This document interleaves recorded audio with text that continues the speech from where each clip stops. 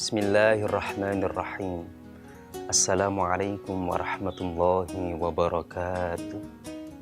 Alhamdulillahi rabbil alamin. Wassalatu wassalamu ala sayyidil awwalina wal akhirin. Syafi'ina wa maulana Muhammadin wa ala alihi wa ashabihi ajma'in. Amma ba'd. Bolos Tiarek TV yang berbahagia dimanapun Anda berada, alhamdulillah kembali berjumpa dengan saya di program kesayangan kita, Titian. Di episode tentang kesatria yang low profile, saya menyajikan kisah tentang perang Khandaq. Kalau bahasa sejarahnya itu Khandaq yang bermakna parit, karena memang baginda Nabi atas usul dari Salman Al-Farisi radhiyallahu ta'ala anhu untuk membuat parit sebagai benteng pertahanan. Yang lebar paritnya itu sekitar 5-7 meteran, lebar bawahnya 4,5 meter, kedalaman 3 meter, panjangnya melingkari kota Madinah. Nah, kesempatan kali ini Bolo,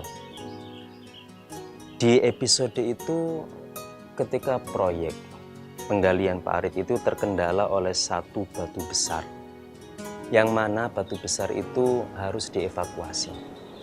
Singkat kisah, baginda Nabi sendirilah yang turun dan memukul batu itu, Bismillahi Allahu Akbar, dan akhirnya bisa terevakuasi. Saat baginda Nabi memukul batu itu, tersingkaplah pakaian yang dikenakan oleh beliau, dan sahabat menyadari, kaget. Loh, Masya Allah. Ternyata baginda Nabi itu mengalami kelaparan, dan itu terbukti. Di perut beliau terdapat beberapa batu yang digunakan untuk mengganjal, saking laparnya. Karena saat itu memang proses penggalian parit membuat kota Madinah itu terisolasi, embargo lah coro saiki, terisolasi, barang di luar Madinah tak bisa masuk, pun yang di dalam tak bisa keluar untuk mencari atau memenuhi kebutuhan sehari-hari. Praktis, krisis pangan terjadi saat itu. Dan baginda Nabi juga mengalami itu sehingga pun mengganjal. Dan sahabat yang lain juga mengganjal perutnya dengan beberapa batu. Dalam kisah yang lain, dalam hadis yang lain, pernah ada satu sahabat itu sowan kepada baginda Nabi saat kelaparan itu. Baginda, kita semuanya ini lapar. Saking laparnya baginda, perut kita loh sampai kita ganjal dengan batu. Dibuka bajunya, kelihatan ada batunya. Oh iya, ada batunya. Pun baginda Nabi juga membuka pakaian beliau. Loh Nabi, kok watune jenengan tambah luwe akeh? Nabi tersenyum. Artinya baginda Nabi juga tak egois, tak lantas menumpuk pangan di saat krisis pangan. Beliau pun bersama-sama mengalami kelaparan itu.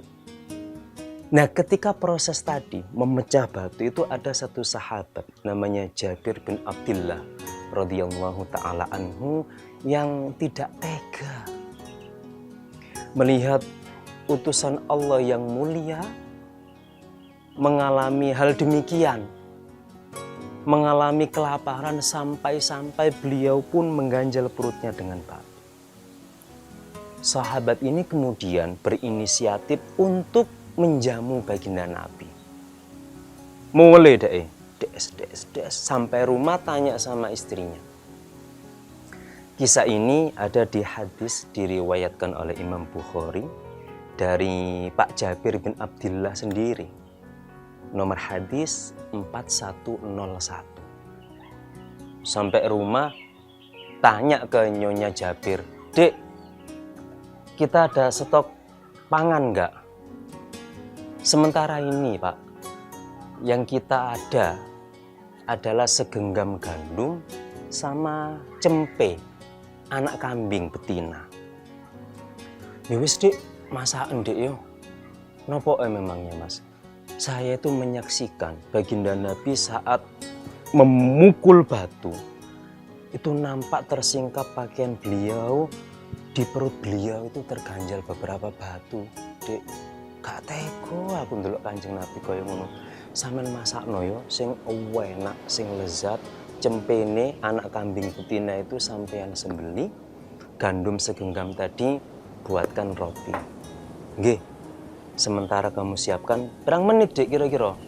Paling sekian menit Mas." "Ya sudah, saya tak kembali ke baginda Nabi, saya perkirakan beberapa menit ini kalau sudah matang baru saya ajak baginda Nabi."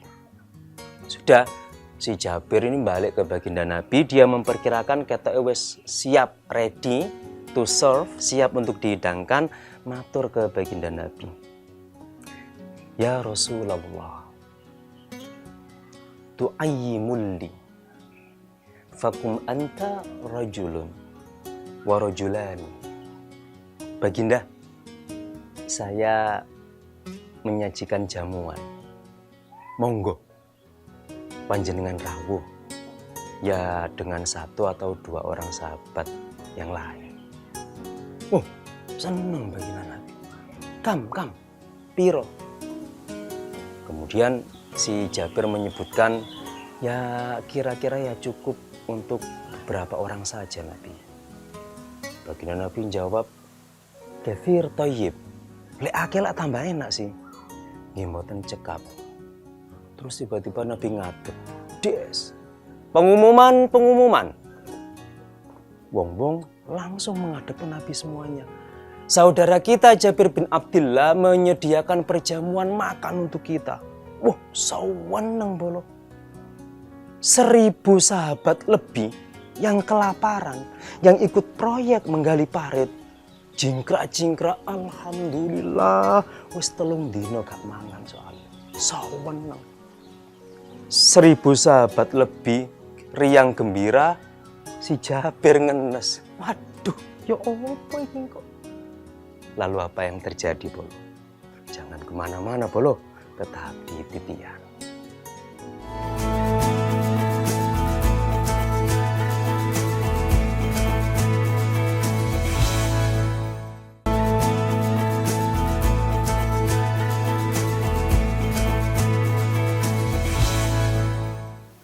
Kata Jabir, "Nabi, monggo kula aturi dahar teng griya."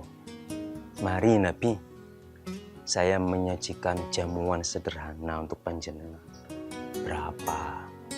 "Ya kira-kira cukuplah untuk panjenengan dan beberapa sahabat." Nabi langsung berdiri di tengah-tengah orang. Pengumuman, kira-kira seperti itu. Hadisnya bukan begitu. Yang jelas baginda Nabi itu menginformasikan ke seluruh manusia. Ada perjamuan di rumah saudara kita Jabir bin Abdillah, saweneng bolo. Jingkrak-jingkrak luwe 3 dino gak mangan blas. Ya apa kate mangan? Belonjo metu Madinah gak iso, impor dari luar masuk ke Madinah juga gak bisa. Saweneng di saat yang lain 1.000 sahabat lebih riang gembira, siap gerak Nabi, budal kenduren. Sahabat Jabir bin Abdillah selaku tuan rumah senep, ya Allah, ya apa? Dan baginda Nabi tahu bahwa yang dirasakan Jabir ini keresahan, kekhawatiran, ya tahu. Ya bolo saja. Kalau seandainya mengadakan walimah atau acara kok ternyata hidangannya dirasa tidak cukup, itu kan pasti ada beban moral pun yang dirasa oleh sahabat Jabir bin Abdillah radhiyallahu taala anhu. Baginda Nabi lantas dawuh ke Pak Jabir, bilang sama istrimu, la tanzi'il burmah walal khubza minat tanawwur hatta atiyah.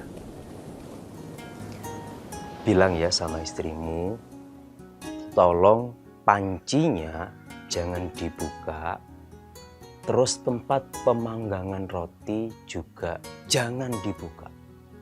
Panci dan pemanggangan roti biarkan tertutup sampai aku datang ke sana. Nggih, Nabi. Nggih, sahabat Jabir mantuk kula. Pulang yo dengan resah gelis saya opo wis pokoke manut Kanjeng Nabi. Kanjeng Nabi matur dawuh seperti itu dituruti saja. Sampai rumah, "Dek, napa Mas? Pun rawuh ta baginda Nabi?" "Ojo kaget yo, Dik. Napa, oh?"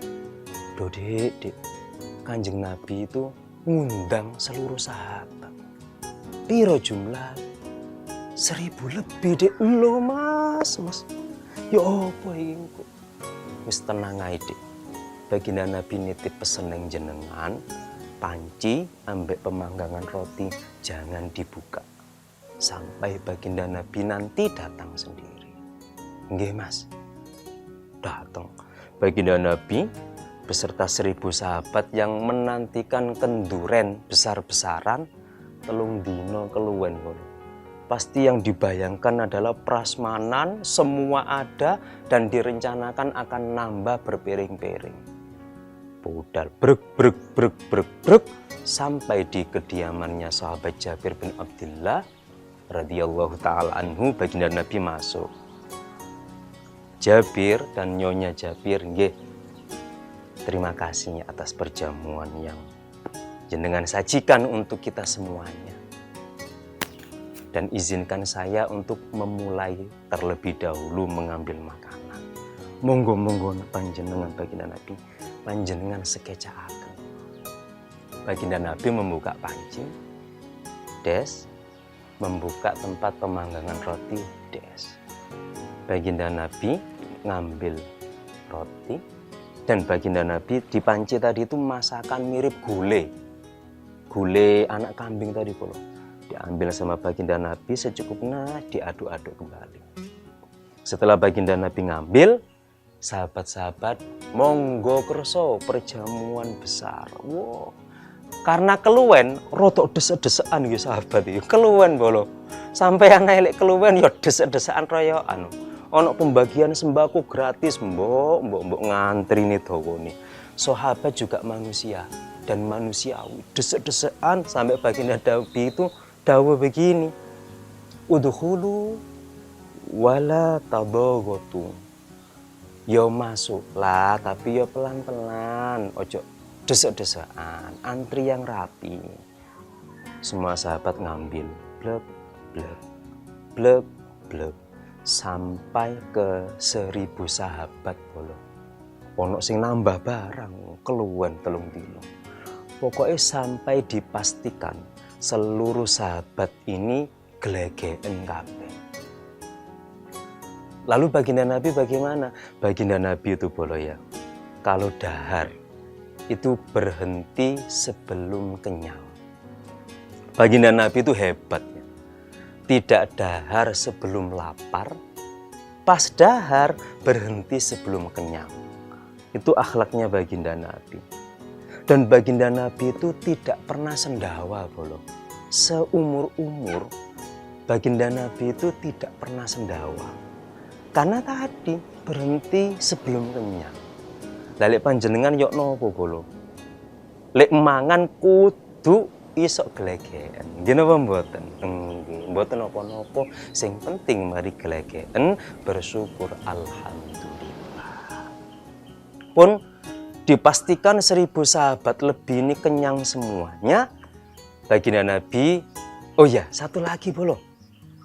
Begini ya, baginda Nabi itu kalau diundang perjamuan, misalkan nih ada sahabat gelar kenduren atau gelar tasyakuran atau gelar walimahan. Baginda Nabi itu kalau diundang walimahan, dahar itu selalu yang pertama. Kalau jadi tamu, disuguhi daharan, beliau itu selalu yang pertama, habisnya. Tapi kalau baginda Nabi sendiri yang menjadi tuan rumah, biasanya begini. Baginda Nabi itu dalam kitab Sirah Nabawiyah, kalau mau bepergian luar kota, itu biasanya ngundang yatim piatu, ngundang duafa, ngundang janda-janda polo. Dijamu sama baginda Nabi. Kalau jadi tuan rumah, baginda Nabi itu selalu yang terakhir selesai makannya. Jika jadi tamu, selalu yang pertama selesai makan untuk menyenangkan tuan rumah. Kanjeng Nabi disi irek berarti cocok menunya. Ketika jadi tuan rumah selalu yang terakhir selesainya, supaya apa? Supaya tamunya itu nggak sungkan. Jadi baginda Nabi itu kalau menjamu tamu makan berat, baginda Nabi ya ikut makan. Tapi ya selesainya paling terakhir. Lek disi selesai, tamunya nanti sungkan, kati nambah sungkan, gopo dan sebagainya. Wis warak kabeh bolo yo, 1000 sahabat warak semuanya. Baginda Nabi kemudian lagi-lagi menyampaikan terima kasih kepada Nyonya Jabir dan Pak Jabir. Dan tadi sisa makanan gulai dan roti tadi ditutup lagi sama baginda Nabi.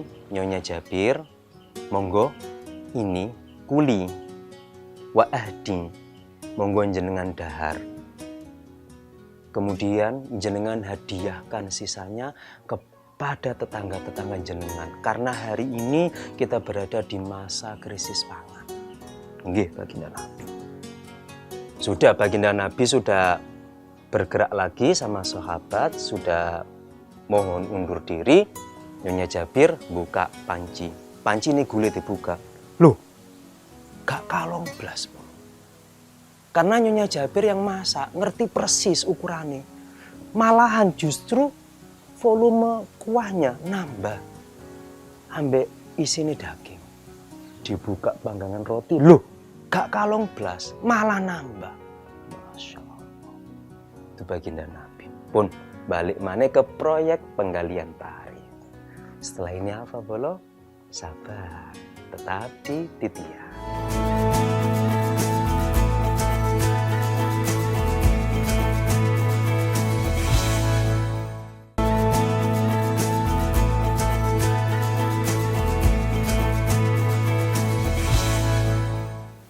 Baik bolo, kembali lagi di program kesayangan kita Titian.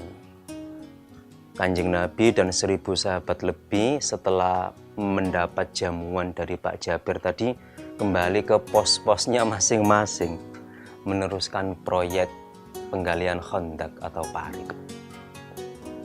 Nah, perang Khandaq itu bolo, itu terjadi cukup lama durasinya.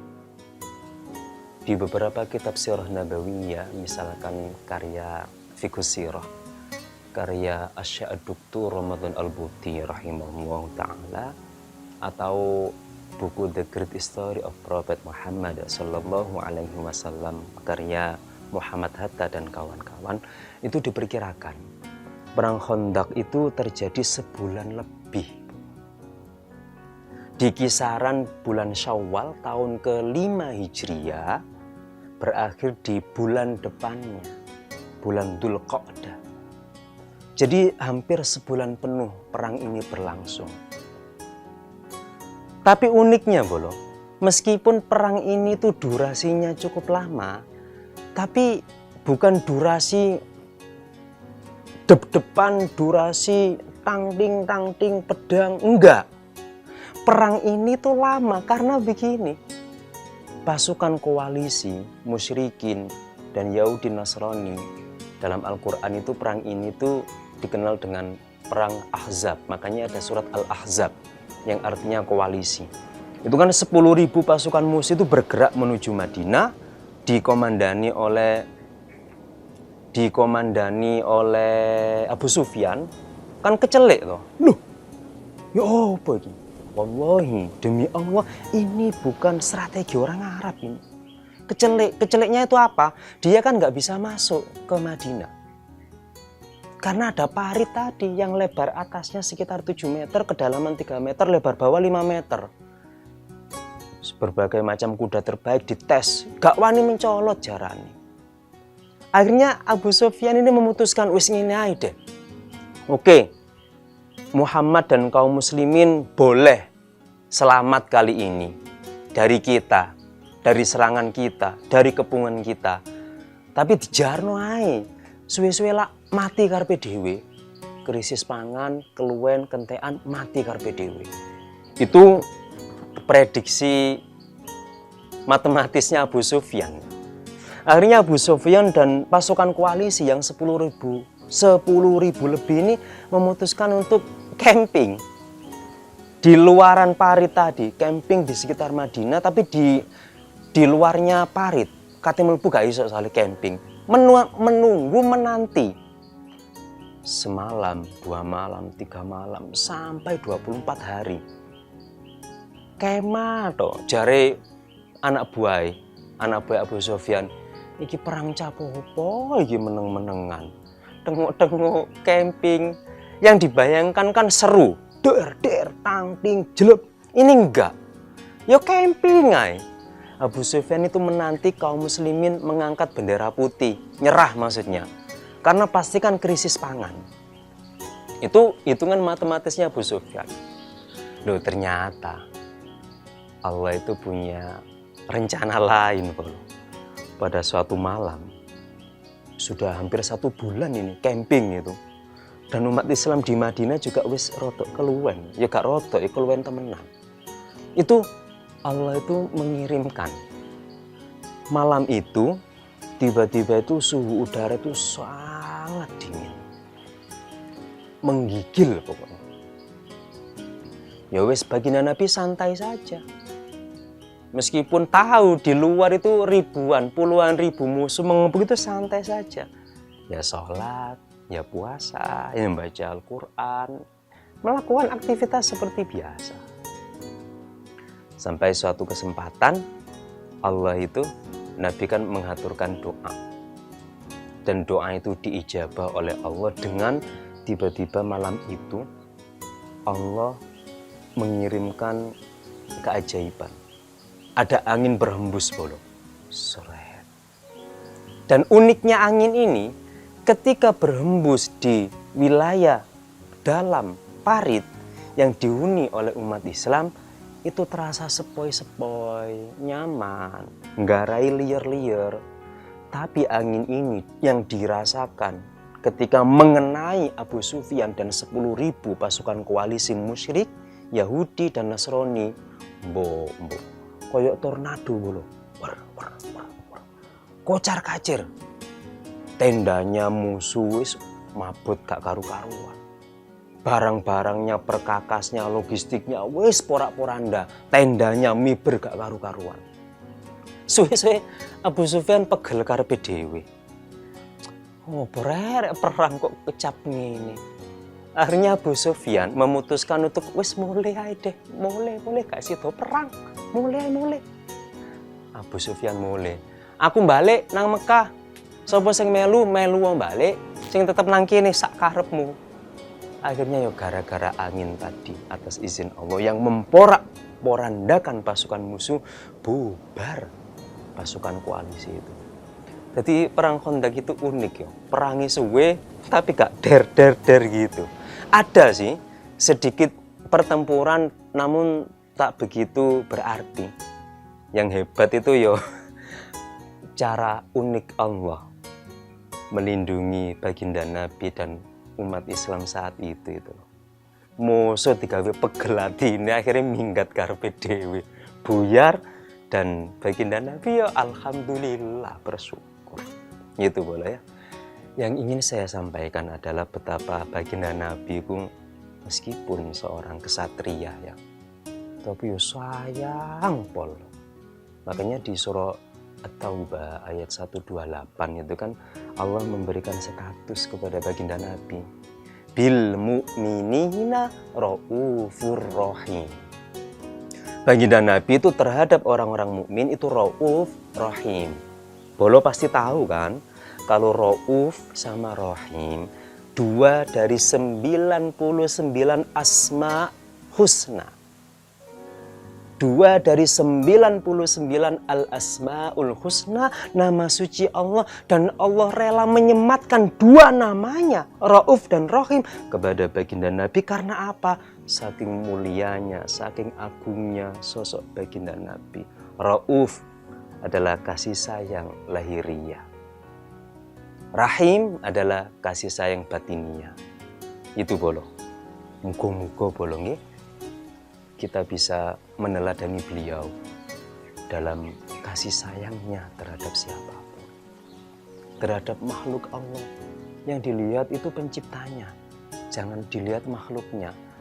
Kalau berdharma bakti kepada makhluk, kok ndelok makhluke mesti ono getune, soalnya pele-pele mesti. Tapi kalau yang dilihat adalah sang pencipta, los bolong. Mungkin manfaat bolong nggih. Dan matur suwun sudah kersa menyaksikan Ihdinas Shiratal Mustaqim. Assalamualaikum warahmatullahi wabarakatuh.